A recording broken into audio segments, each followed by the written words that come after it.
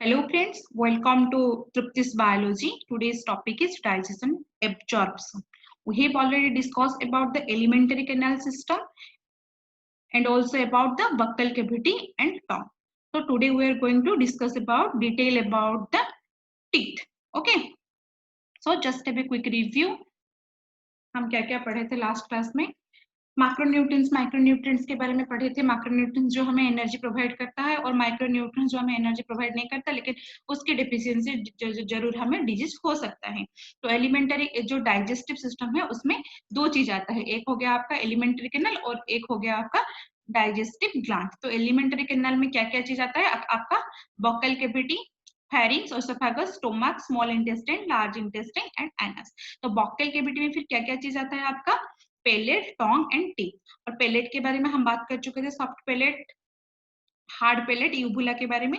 और टोंग के बारे में हम एकदम डिटेल से पढ़ चुके थे कि कितने टाइप का वहां पे जो टेस्ट बोर्ड रहता है वो किस किस चीज में हेल्प करता है, और जो मतलब टोंग को जो पकड़ के रखता है उस फोल्ड को हम क्या बोलते हैं? लिंगुअल फ्रेनुलम बोलते हैं। ये सारी चीज के बारे में हम ऑलरेडी डिस्कस कर चुके हैं। तो पापिला के बारे में हम बात कर चुके हैं, भेलेट पापिला, फिलिफर्म पापिला, फॉन्जिफॉर्म पापिला, फोलिएट पापिला, ये सारी चीज के बारे में हम ऑलरेडी डिस्कस कर चुके हैं। तो आज हम क्या पढ़ेंगे ना, टीथ के बारे में डिटेल्स में पढ़ेंगे, ठीक है। तो टीथ जो है वो है क्या एक्चुअली? आपको पता होगा कि मतलब सबसे जो हार्डेस्ट पार्ट है वो टीथ ही है ह्यूमन बॉडी में, ठीक है। तो ये जो टीथ है ये हमें किन किन चीजों पे हेल्प करता है? च्यूइंग में, चबाते हैं खाना हम, उसमें हेल्प करता है। ये सिर्फ च्यूइंग में नहीं बल्कि आपके स्पीच में भी आपको हेल्प करता है। तो जो हम टीथ के बारे में पढ़ाई करते हैं उसको हम क्या बोलते हैं? ओडोंटोलॉजी, ठीक है। इसको आप याद रख लीजिए। तो आज हम पढ़ेंगे अभी कि जो टीथ है उसमें क्या क्या पार्ट है, ठीक है। तो आपका जो पहला है वो है आपका एनामेल, ठीक है। पता होगा आपको कि ये सबसे हार्डेस्ट है कि नहीं? तो ये क्या करता है, आपके जो टूथ का आउटर मोस्ट कवरिंग है उसको हम एनामेल बोलते हैं, ठीक है। तो ये किस चीज से बना होता है? कैल्शियम फॉस्फेट, इसको याद रखना, ठीक है। ये कैल्शियम फॉस्फेट से है, ठीक है। तो एनामेल हो गया आपका सबसे हार्डेस्ट पार्ट। तो उसके बाद आता है आपका डेंटाइन। तो डेंटाइन फिर क्या है? ये जो एनामेल है ये डेंटाइन को कवर करके रखता है, ठीक है। तो डेंटाइन हो गया आपका क्या? एक हार्ड टिश्यू, ओके, जहां पे छोटे छोटे ट्यूबल्स लाइक स्ट्रक्चर रहता है, ठीक है। वो हो गया आपका डेंटाइन। तो वहां पे अगर कोई मतलब कुछ होता है, जैसे एनामेल आपका आउटर मोस्ट कवरिंग हो गया, तो वहां पे अगर कुछ प्रॉब्लम होता है और एनामेल आपका डैमेज हो जाता है, तब क्या होता है? जब आप खाने के टाइम पे आप अगर गर्म या ठंडा खा लें तो झंझनाहट महसूस होता है, तो वो एनामेल का डैमेज होने से ही होता है। तो डेंटाइन क्या हो गया आपका? एक हार्ड टिश्यू हो गया जहां पे माइक्रोस्कोपिक ट्यूबल्स रहता है, और उसको हम बोलते हैं कि कैनालिक्यूली, ओके। उसके बाद आ गया आपका पल्प। मैं ये सारी चीजें आपको दिखाऊंगी एक बार, ठीक है। तो मतलब कैसे मतलब रहता है, नेक्स्ट स्लाइड में मैं दिखाती हूँ आपको। तो डेंटिन के बाद क्या आ गया आपका? पल्प आ गया। तो पल्प क्या होता है? ये सॉफ्टवेयर रहता है, living in structure of the teeth. मतलब ये टीथ के एकदम अंदर रहता है जहां पे आपका ब्लड वेसल, नर्व, ये सब वहां पे रहता है, ठीक है। तो ये हो गया आपका पल्प। तो नेक्स्ट आते हैं आपका सीमेंटम। सीमेंटम को हम सीमेंट भी बोलते हैं, ठीक है। जैसे हम घर बनाते हैं उसके ऊपर एक प्लास्टर लगाते हैं, सीमेंट यूज करते हैं ना, है कि नहीं? तो ठीक इसी तरह इसका क्या काम है? ये जो आपका जॉ बोन और गम है, ये सारी चीजों के साथ आपका जो टीथ है उसको फ्रीली एकदम टाइटली उसको जकड़ के रखता है, ठीक है। ये काम हो गया आपका किसका?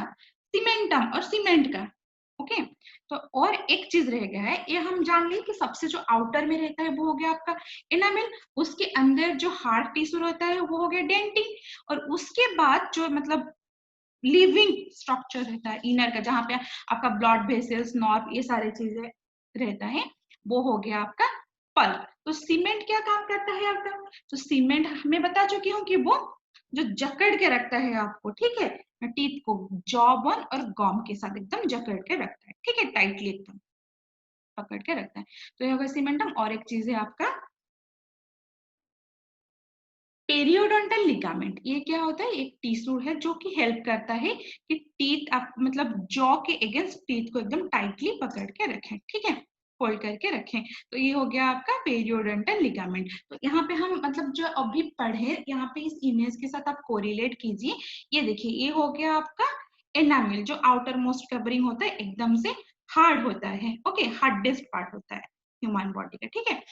ये हो गया। ये देखिए, ये जो है अंदर ये ग्रे कलर टाइप का, ये आपका हो गया डेंटिन, ठीक है।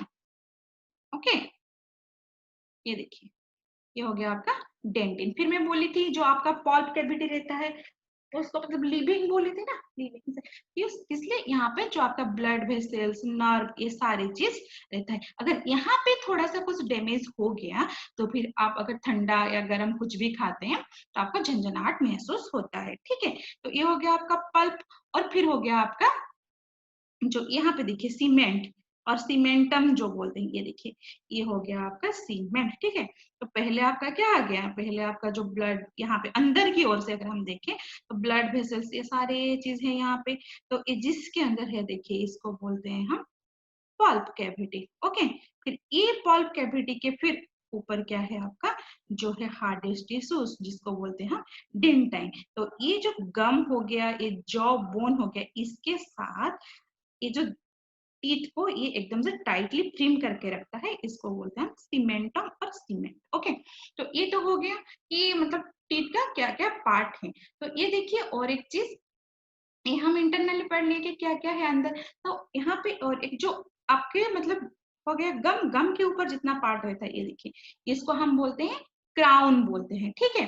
फिर इसको बोलते हैं हम नेक, और अंदर में जो सारा पार्ट रह गया उसको बोलते हैं हम रूट। तो इसको याद रखिए कि मतलब क्राउन, नेक और रूट होता है टीथ के स्ट्रक्चर में। लेकिन इससे इससे भी ज्यादा इंपॉर्टेंट है ये सारे लेयर को याद रखना, ठीक है। एक हो गया आपका एनामेल, फिर हो गया आपका डेंटिन, फिर हो गया आपकी पल्प कैविटी, फिर हो गया आपका सीमेंटम। इन सारी चीजों को आपको याद रखना है, ठीक है। तो ये देखिए, ये तो हम टीथ के बारे में बात किए। तो ह्यूमन बीइंग में जो टीथ होता है उसको कितनी कितनी तरह के टीथ होता है, देखिए। ये देखिए, यहाँ पे आप देख सकते हैं, ये हो गया आपका इंसिजर। ओके, ये हो गया आपका केनाइन टीथ, फिर हो गया आपका प्रीमोलर, फिर ये है आपका मोलर। ये इसी हिसाब से ही रहता है, ठीक है। तो इसलिए इंसिजर, केनाइन, प्रीमोलर और मोलर, ये इसी वेराइटीज के टीथ है। ओके, तो इंसिजर टोटल कितना है, 8 है, ठीक है। केनाइन कितना है ना आपका, टोटल 4 है। प्रीमोलर जो है आपका वो 8 है, और मोलर जो है वो भी आपका 8 है, ठीक है। तो ये सारे टीथ को आपको मतलब अभी तो एकदम से समझ लिए होंगे। ये देखिए, यहाँ पे अगर हम इस तरीके से अगर देखें तो यहीं से शुरू होता है आपका इंसिजर। ओके, फिर उसके बाद होता है आपका केनाइन टीथ, फिर होता है प्रीमोलर, फिर उसके बाद होता है मोलर। तो जो डेंटल फॉर्मूला आप पढ़े होंगे वो क्या होता है, आईसीपीएम, फिर उसके नीचे फिर आईसीपीएम ऐसे लिखा जाता है। तो उसका मतलब क्या होता है, वो मतलब ये कोई डिवीजन नहीं है, ठीक है।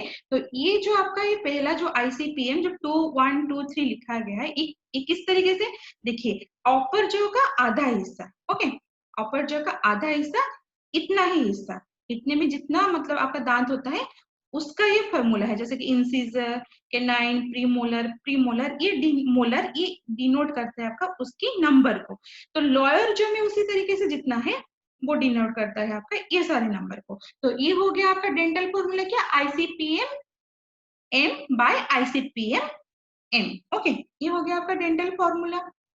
बट एक चीज आपको ध्यान रखना है, वो क्या है ना, जो चाइल्ड के केस में क्या होता है, वहां उन लोगों में प्रीमोलर जो होता है, मतलब मिल्क टीथ जो, उसमें प्रीमोलर आपका एब्सेंट रहता है, ठीक है। याद रखिए कि मिल्क टीथ में आपका प्रीमोलर एब्सेंट रहता है, ठीक है। तो मतलब होता है क्या एक्चुअली, तो molar of the teeth are shedded up, मतलब वो निकल जाता है, and premolar of the permanent teeth take their place. Okay, molar of the milk teeth are shedded up and premolar of the permanent teeth take their places. तो इसी हिसाब से अगर आपको पूछा जाएगा कि मिल्क टीथ का फॉर्मूला क्या है, तो आप क्या लिखोगे, इतना ही लिखना, 212 बाई 212 इंटू 2, तो कितना हो जाएगा आपका, 20 हो जाएगा। इस चीज को ध्यान रखना, ठीक है। लेकिन dental formula of permanent teeth क्या होगा आपका, 2123 डिवाइडेड बाय 2123 इंटू 2। ओके, इसी हिसाब से कैलकुलेट करना है, ठीक है।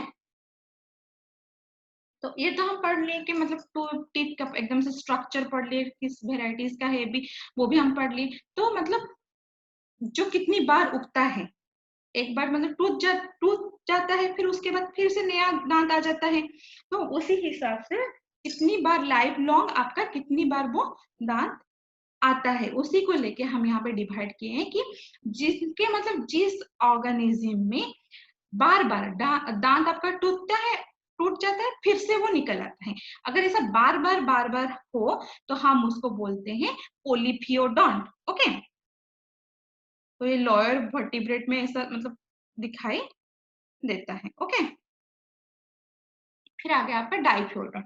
तो डाइफियोडोंट में क्या होता है, ये एक्चुअली मामल सा कैरेक्टरिस्टिक्स है, जिसमें मतलब एक बार मतलब यंग टाइप पे जो दांत उगता है वो आपका टूट जाता है, फिर टूटने के बाद फिर नया ग्रो कर जाता है, लेकिन वो अब भी मतलब अगर वो टूट जाए तो फिर नया आपका नहीं उगेगा, ठीक है।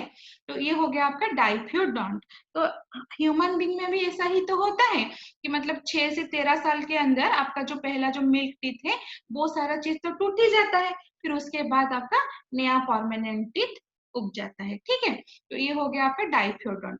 उसी हिसाब से मोनोफियोडोंट क्या होगा कि जिनका मतलब टीथ है वो लाइफ टाइम में एक ही बार आता है, अगर टूटता है तो फिर वो नहीं उगता, ठीक है। तो ये हो गया आपका मोनोफियोडोंट। ओके, उसके बाद आ गया आपका थेकोडोंट। उसका मतलब क्या होता है, थेकोडोंट का मतलब होता है कि आप एक जैसे हम लोगों का जो एक गम लाइन होता है, गम होता है, फिर जॉ लाइन होता है, जॉ बन होता है, फिर गम होता है, फिर उसके अंदर वो टीथ रहता है जो यहाँ पे हम आपको पिक्चर में दिखाए, तो ये क्या हो गया, एक सॉकेट के अंदर जैसे रह गया उस तरीके की हो गया, ठीक है।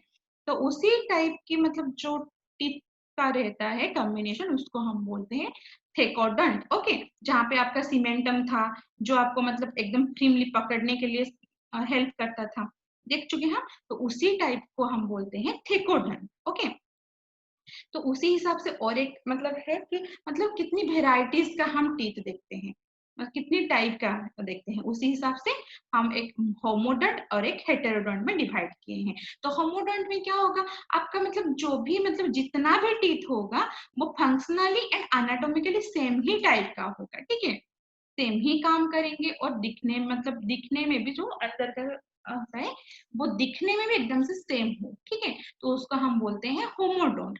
फिर आ गया आपका हेटेरोडोंट, जिसमें मतलब वेराइटीज होता है। ओके, जैसे कि हमारे ह्यूमन बीइंग में कितने तरह के देखे हमने, 4 तरह के देखे, जैसे कि इंसिजर हो गया, फिर आपका केनाइन टीथ हो गया, फिर आपका क्या हो गया प्रीमोलर हो गया, फिर मोलर हो गया। तो ये आपका फंक्शनली भी डिफरेंट है कि नहीं। तो ये जो वेराइटीज देखा गया उसको हम बोलते हैं हेटेरोडोंट डेंटिशन। ओके, तो आज हम क्या क्या पढ़ लिए कि टीथ के बारे में एकदम से उसकी मतलब पहले से देखिए यहाँ पे टीथ के बारे में क्या क्या चीज आपका रहता है टीथ में, देखिए एनामेल, फिर डेंटाइन, फिर आपका हो गया पल्प कैविटी, फिर हो गया आपका सीमेंटम। ओके, ये सारी चीज के बारे में हम पढ़ लिए। फिर हो गया आपका पेरियोडोंटल लिगामेंट, ये सारी चीज के बारे में हम पढ़ लिए। ओके, तो उसके बाद टाइप्स हमने पढ़ लिए क्या क्या किस तरह की होता है, और डेंटल फॉर्मूला जो मैं यहाँ पे लिखी नहीं हुई स्लाइड में लेकिन आपको बता चुकी हूँ कि मिल्क टीथ जो होता है वहां पे प्रीमोलर एब्सेंट रहता है, ठीक है। और आपका मिल्क टीथ का फॉर्मूला क्या था, 212 by 212 into 2 is equal to 20। Okay, इसी हिसाब से मतलब आप कैलकुलेट कर लीजिए, ठीक है, हो गया। आज के लिए इतना ही है, और वेराइटीज भी तो हम पढ़ लिए कि पोलिफियोडोंट जिसमें मतलब बार बार दांत मतलब आता है टूटने के बाद उसको हम बोलते हैं पोलिफियोडोंट, और जिनके मतलब 2 ही बार मतलब एक बार मतलब टूटने पे दूसरा बार आता है लेकिन उसके टूटने पे और नहीं आता, ठीक है। तो उसी के लिए हम उसको बोलते हैं डाइफियोडोंट। और मोनोफियोडोंट क्या होता है, लाइफ लॉन्ग लाइफ टाइम में वो एक ही बार उगता है, अगर टूटता है तो फिर वो नहीं आता। और थेकोडोंट भी मैं बता चुकी हूँ आपको, मतलब जॉ सॉकेट के अंदर में अगर रह के तो अटैचमेंट जो रहता है सॉकेट के अंदर उसको हम थेकोडोंट बोलते हैं। और आपका होमोडोंट और हेटेरोडोंट के बारे में हम बात कर चुके हैं। ओके, तो आज के लिए इतना ही है। Thank you. नेक्स्ट क्लास में हम पढ़ेंगे ओइसोफेगस के बारे में इन डिटेल्स। ओके।